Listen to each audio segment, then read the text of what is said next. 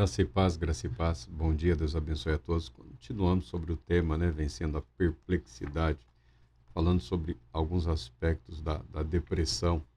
O Dr. Martin Lloyd Jones fala sobre a depressão espiritual, usando como referência o texto, os Salmos. O Salmo 42, 5 e 11 diz o seguinte: Por que estás abatido, a minha alma? E por que te perturbas dentro de mim?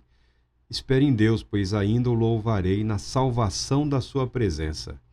Porque estás abatida, ó minha alma, e porque te perturbas dentro de mim? Espere em Deus, pois ainda o louvarei. Ele é a salvação da minha face e o meu Deus. Graças a Deus pela sua palavra. Há questões físicas que conduzem à depressão. É praticamente impossível separar o físico do espiritual, tá? Que o espírito humano se manifesta através do corpo humano e as aflições físicas afligem a alma, o ente, o ser. Mas nem tudo é uma questão física, nem tudo pode ser tratado pelo psiquiatra, pelo terapeuta, pelo psicólogo, tá? Algumas questões são de natureza espiritual e precisam ser tratadas pelo Espírito Santo, pelo Espírito de Deus, pela palavra de Deus. O cristão não pode esquecer de uma coisa: o diabo. Ele é um inimigo que deve ser levado a sério, tá? O diabo, ele é muito bom em ser diabo, tá bom? Não tem a ilusão de que ele é um diabo qualquer, não. Ele é o diabo, o Satanás, o inimigo, o adversário. Ele conhece a humanidade desde o seu início. É um profundo conhecedor da natureza humana. E se você quiser falar de espiritualidade, você não tem como competir. Ele foi o querubim, tá? Ocupando altas posições na hierarquia celestial, como se diz por aí. Então não se iluda.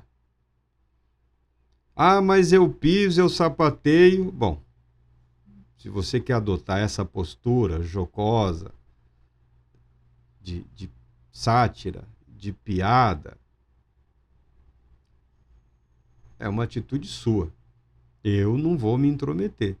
Mas o conselho dos sábios passados é que o inimigo deve ser levado a sério. E uma coisa que o inimigo faz, é evidenciar não só os nossos fracassos, os nossos insucessos, mas às vezes ele se aproveita também dos nossos sucessos para nos conduzir ao fracasso. O dia seguinte é um dia sempre preocupante, diz aqui o Dr. Martin Lloyd Jones. Quando ele vê alguém falando de um grande feito, de uma grande realização, de uma experiência espiritual fora do comum, repleto de júbilo, de alegria. Por que é preocupante? Porque algumas pessoas têm grande dificuldade de voltar à normalidade, à vida cristã normal. Até a presente geração desenvolveu uma dependência de eventos espirituais sobrenaturais. Então, quando não acontece, eles fabricam, eles inventam, eles usam o teatro, né? A manipulação, o engano, o desejo exacerbado. Mas o dia seguinte, ou a reação, é algo preocupante. É algo preocupante, porque essa volta ao padrão de normalidade, para algumas pessoas, é terrivelmente angustiante. Não, eu quero viver aquele estado. Muito desse estado, o espírito se manifesta através do corpo. Toda aquela alegria, toda aquela tristeza, todo aquele fervor, todo aquele louvor. É normal que isso se estabilize, tá? É perfeitamente normal. Não dá para viver. Dá para viver em estado de graça, as 24 horas do dia, todos os dias do ano, mas a manifestação emocional e psíquica, ela tende a se normalizar. E algumas pessoas têm dificuldade com o dia normal. Então, um dia está lá no auge, no outro. E nesse quadro de baixa ou de depressão, muitas vezes a pessoa acaba se entregando ao pecado. Por quê? Porque é tomada de incredulidade, porque não leva o diabo a sério, porque não leva o pecado a sério, porque acredita que tem alguma imunidade a isso tudo, e não há nenhuma imunidade. O cristão, ele deve ser vigilante, deve buscar o domínio de si, o domínio próprio, tá bom? O autor aqui fala, e eu não duvido, ele fala que muitos cristãos são propensos a ataques de depressão espiritual quando estão fisicamente fracos. E um dos exemplos aí que ele cita é o exemplo de Elias, né? Um dia derrotando ali os oponentes, os adversários, orando por milagre, vendo milagre, e logo depois pedindo a morte, angustiado, deprimido, tá? A volta à realidade. Uma coisa é estar consciente do Deus que pode todas as coisas, do Deus que realiza o impossível. Experimentando isso, voltar à realidade do mundo cruel, do mundo de incredulidade. Meu Deus, por que não se converteram? Meu Deus, por que não se deixaram transformar? Meu Deus, por que continuam fazendo oposição à tua palavra e à tua vontade? Tá? Esse tipo de questionamento. Ele apresenta aqui, ele resume, sim, a causa básica de toda depressão espiritual é a incredulidade. A incredulidade no sentido de não aceitar que Deus está no controle de tudo, muito embora nem tudo que esteja acontecendo está de acordo com a vontade de Deus. Como Deus controla todas as coisas, como Deus é soberano em todas as áreas, como Deus é o governante eterno e permanente do universo. Se algumas áreas do universo, principalmente neste planeta, muitas vezes não estão em submissão ou obediência à palavra de Deus. Na incredulidade vem o espaço para o agir do inimigo, para o agir de Satanás. Vem a depressão, vem a tristeza, vem a angústia. E às vezes o pecado da incredulidade se transforma ou abre as portas para outros pecados. Já que é assim, também vou. Já que é assim, de que me adiantou, de que me serve? De que me serve ser fiel a esse Deus se depois de tudo isso ninguém parece se importar? A dificuldade de aceitar a responsabilidade de uma vida fiel a Deus num ambiente, num mundo de oposição a Deus, ela é algo severo na vida de muitos cristãos. Ela é algo severo, algo que tem sido usado, algo que tem sido manipulado por Satanás e por seus agentes, quer sejam sacerdotes, quer sejam ministros do evangelho, quer sejam políticos, quer sejam quem quer que seja. Essa dificuldade de submeter-se a Deus quando o mundo não expressa submissão à vontade de Deus, ainda que milagres tenham ocorrido e continuem ocorrendo, é uma oportunidade na vida do cristão, por ele gerada, quando ele permite que a incredulidade, a dificuldade de submissão a Deus se instale, usada pelo inimigo. Nós precisamos assumir o controle de nós mesmos. Nós precisamos aprender a assumir o controle das nossas emoções, dos nossos sentimentos, das nossas reações. Porque o justo vive pela fé. A fé independe da alegria ou da tristeza. A fé independe de um quadro de ansiedade ou de um quadro de depressão. Eu sei que o meu Redentor vive e ele vai se revelar sobre a terra. Permanecerei fiel ao meu Deus, não importa o que aconteça, o que deixe de acontecer. Então, o aspecto espiritual, ele é muito importante. levar o diabo a sério é muito importante. Levar a sério a responsabilidade que é nossa, como nós vemos lá nos dias de Adão ainda, Abel e Caim. Deus deixou claro para a humanidade, na sua conversa com Caim, o pecado está à porta, mas cabe a você exercer domínio sobre si mesmo. O domínio próprio é uma responsabilidade nossa. É difícil? É muito difícil. Falando de, mas quando eu entro nesse estado eu não sinto nada. Você pode aprender, existem ferramentas para você aprender a sair ou a superar. Nós falaremos disso pouco a pouco. Precisamos assumir o controle das nossas vidas. Davi, o salmista, ele não se permitiu a autocomiseração, ou seja, sentir pena de si mesmo. Eu sei, é difícil falar sobre isso, mas não importando a dor que você tenha sofrido, você não tem o direito de permitir que essa dor, que esse sofrimento se transforme num aprisionamento, que é a autocomiseração. Eu estou sofrendo, eu perdi isso, eu perdi aquilo. Quem não perdeu? Quem não perde? Quem não sofre? O que caracteriza a vida do cristão é a fé em Cristo Jesus. Não é a ausência de dor, de sofrimento ou de tristeza. O salmista fala consigo mesmo, ele argumenta consigo mesmo. Nós podemos fazer isso. Nós precisamos ter essa conversa com o nosso eu. Colocar esse sujeito no lugar dele. Colocar esse sujeito em submissão ao que nos é superior, ao que é superior a todos.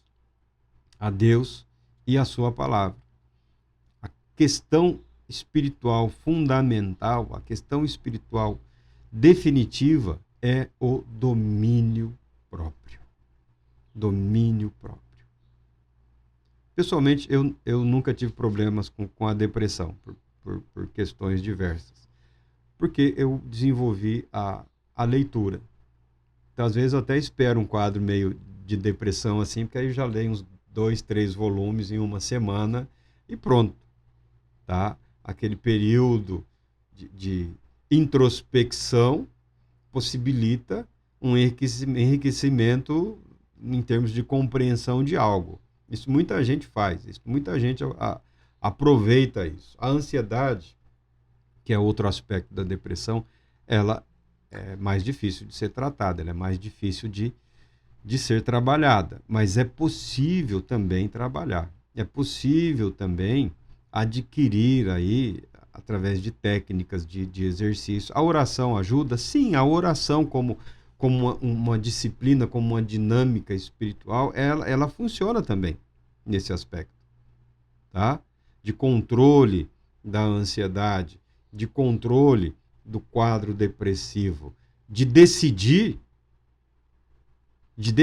que ainda que o seu corpo não consiga expressar a alegria, de que determinadas atitudes e comportamentos resultam em alegria, não importando o que você sente no momento, porque com o tempo o seu corpo volta a expressar a alegria de viver em Deus, a alegria da esperança, a alegria da fé. Uma das coisas que mais abate o cristão é a desesperança. A desesperança, porque a Bíblia fala que o que agora permanece, o que é permanente é a fé, a esperança e o amor. A fé, a esperança e o amor. A esperança que não se concretiza, a esperança que demora a se realizar, ela conduz ao abatimento, à tristeza. Ela conduz ao questionamento de Deus, em relação a Deus. Será que Deus vai realmente fazer? Será que Deus vai realmente cumprir o que prometeu? Quando, na verdade, nós devíamos estar questionando a nós mesmos no sentido de que até que ponto eu tenho o direito de esperar que Deus cumpra o que prometeu para que a minha vida expresse a alegria dessa esperança. Ah, mas aí você está ofendendo, mas não é minha intenção ofender a quem quer que seja. Porque algumas pessoas não estão sendo movidas não estão expressando esperança, estão expressando um comportamento infantil, é uma birra espiritual, ele é um birrento. Ele está fazendo birra. Se Deus não fizer, eu também não me mexo. Aquela criança que esperneia, se joga no chão, fica lá no cantinho, choramingando, resmungando. Papai, eu quero, mamãe, eu quero. Se não me der, eu não saio daqui. A vida cristã é um chamado à vida adulta, à maturidade, a uma vida ativa, a uma disposição ao serviço a Deus em todas as áreas da nossa vida e do nosso ser. Se está doendo, continuar a caminhada, não vai zerar a dor, mas vai te ajudar a aliviar a dor. Na sua dor você pode ser instrumento de cura, instrumento de alegria, instrumento de paz. Por que não? Por que não? Por que acreditar que a sua vida tem que ser perfeita? Mérito de Satanás, e hoje ele tem feito um grande trabalho.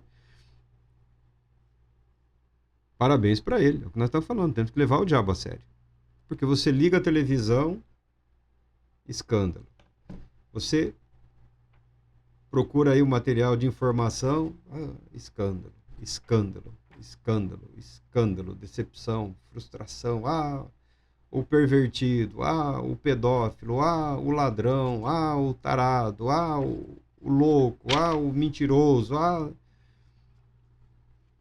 Então, estampa. Olha o povo de Deus, é isso que você quer para a sua vida? Olha o povo que diz que é santo, olha o povo que diz, ó a palhaçada, ó o circo, ó isso aí, ó. Isso é santidade? Isso é temor a Deus? Isso é reverência?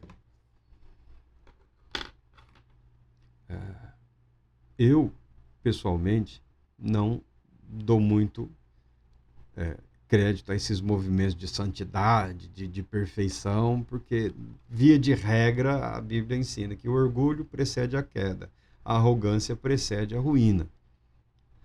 A perfeição de Cristo abre o caminho para que nós experimentemos da graça salvadora de Deus e aprendamos a conduzir as nossas vidas, corrigir as nossas vidas, a aperfeiçoar as nossas falhas. Essa é a nossa responsabilidade. Agora, lançar sobre o outro a obrigação de ser o que nós não somos, isso é doentio, isso é mórbido. A responsabilidade do cristão é pedir a Deus graça e sabedoria para que possamos viver nós em conformidade com aquilo que Ele deseja para as nossas vidas, para que não sejamos escândalos, né? Para que não sejamos escândalos. Mas escândalos vêm. Escândalos sempre virão, sempre acontecerão. Muitas vezes daqueles que estão entre os mais exigentes, daqueles que são os que mais cobram. Eu me lembro de um tempo que eu passei no seminário, tinha um sujeito lá que ensinava. Meu Deus, ele era péssimo, ele era horrível, mas era o mais exigente.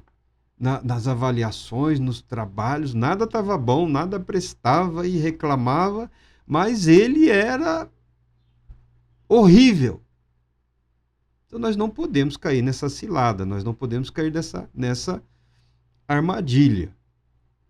É normal neste mundo, é normal nesta vida, que o ser humano não viva à altura dos ideais que ele defende. Por isso eu não defendo pessoas, eu defendo princípios e valores. Mas esse sujeito é mais um, parabéns para ele, ele segue a vida dele, eu sigo a minha. Eu não sigo homens, tá? Eu me submeto à verdade da palavra de Deus, a princípios e valores que estão acima de mim. Se eu pudesse viver à altura de tudo que eu creio, tá? Eu já nem estaria neste mundo mais. Por isso nós seguimos a trajetória, por isso nós perseguimos dia após dia. Meu Deus, eu preciso de um dia perfeito, meu Deus, um dia de perfeita paz já me ajuda a suportar um ano. Imagina se pudéssemos ter um ano de perfeita paz e comunhão com o Senhor. Daria para aguentar um século. Tá? Nós vivemos conforme nós podemos viver. Nós vivemos de acordo com a realidade que nós temos que enfrentar. Espere em Deus, pois ainda o louvarei. É o que diz Davi, é o que diz o salmista. As pessoas estão redescobrindo a palavra de Deus, graças a Deus. E Davi, se tinha uma coisa que ele não era, era perfeito. Ele era temente a Deus. Ele confiava em Deus. Mas perfeição nunca nem passou perto de Davi. Mas ele perseguiu essa fé, essa confiança, essa certeza da fidelidade de Deus nas mais diversas áreas da vida dele. Você gosta de ver a história, porque você aprendeu, né? Nós aprendemos pela indústria cinematográfica, as batalhas, as lutas. Aprendemos a nos alegrar com morte. Tá bom, é uma realidade, é um aspecto da realidade. Mas tem outro aspecto da vida de Davi.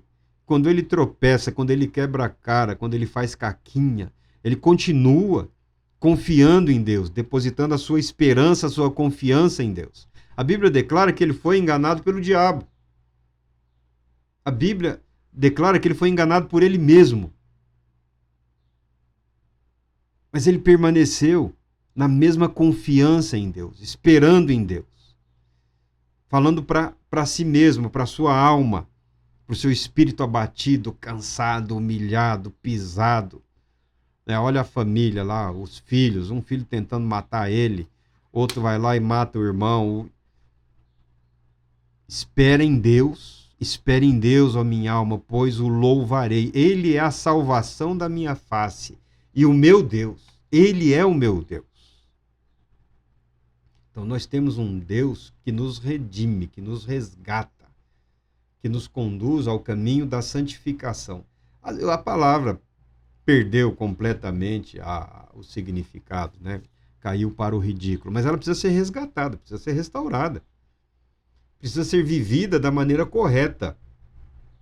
Não é só a separação de. A santificação é a separação para. Minha vida separada para Deus, minha vida como um instrumento de louvor e gratidão a Deus, mas não parece. Bom, não parece, mas é assunto entre Deus e eu.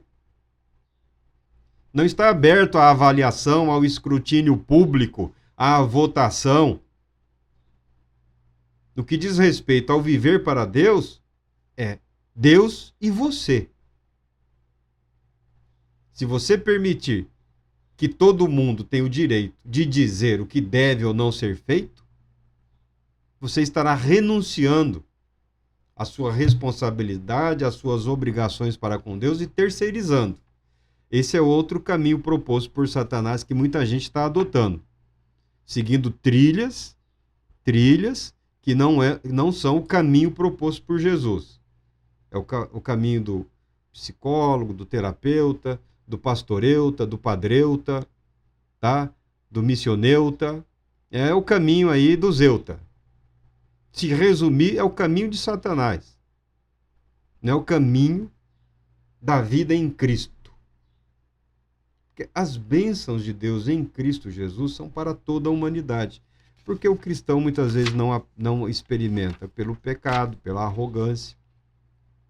Pelo pecado, principalmente a arrogância. Nós. Mas nós, que nós somos diferentes? Põe no raio-x aí o cristão e o ateu. Faz uma análise aí, genética. A estrutura é a mesma. Até o presente momento não mudou nada. Mas a fé influencia. A fé influencia. Mas o ser humano não foi glorificado. O ser humano não passou pela transformação completa. Estamos vivendo o processo que nos conduz ao aperfeiçoamento e à perfeição em Cristo Jesus, que ocorrerá num momento específico.